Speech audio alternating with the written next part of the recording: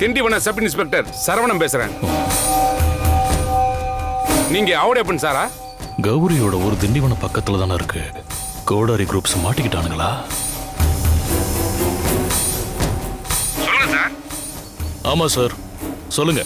திண்டிவன காட்டு பகுதியில அடையாளம் தெரியாத 9 பேரை கை வேற கால் வேற தலை வேறன்னு கண்டந்துண்டமா வெட்டி போட்டிருக்காங்க.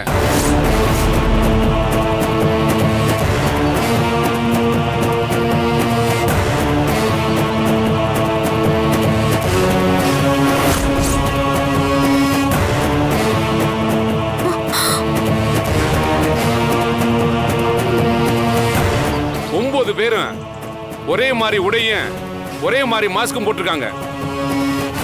அதுவும் இல்லாம 9 பேருடைய கையிலுமே கோடாரி இருந்திருக்கு.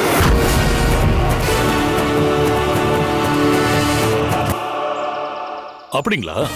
சிலைகளை திருட வந்த கும்பல்னு நாங்க சந்தேகப்படுறோம்.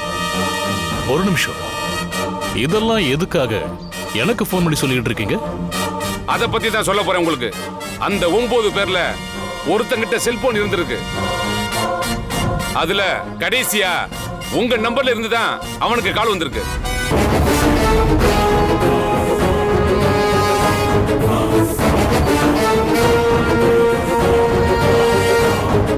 எஸ்ஐ சார், என் பேரு ஆவுடையப்பனான்னு கேட்டீங்க.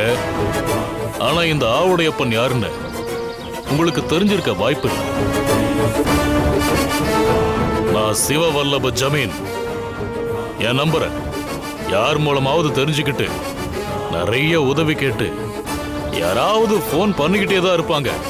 அப்படி யாராவது எனக்கு கால் பண்ணிருக்கலாம். பதிலுக்கு நானும் கால் பண்ணி பேசியிருக்கலாம். அப்படி பேசுறவங்க உண்மையிலேயே என்ன பேக்ரவுண்ட்ல இருப்பாங்கன்னு எனக்கு எப்படி தெரியும்?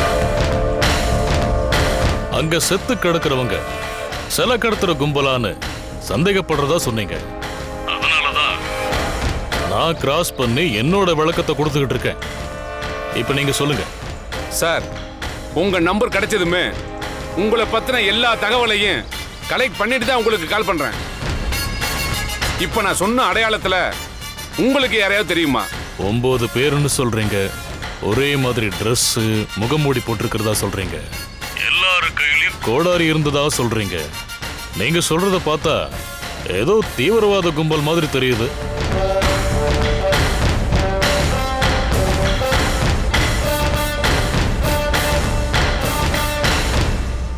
நான் இந்த சொசைட்டில ஒரு முக்கியமான ஆள்.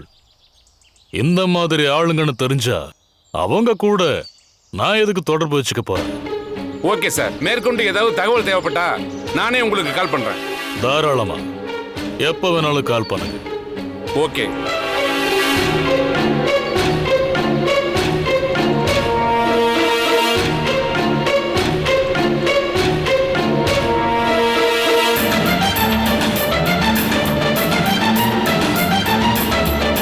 போன்ல யாருங்க? எல்லாம் தெரிஞ்சவங்க தான். வாங்க போலாம். என்ன எல்லாரும் என்னைய பார்த்துட்டு இருக்கீங்க? பெரியய்யா கூப்பிடுறாங்க, போங்க.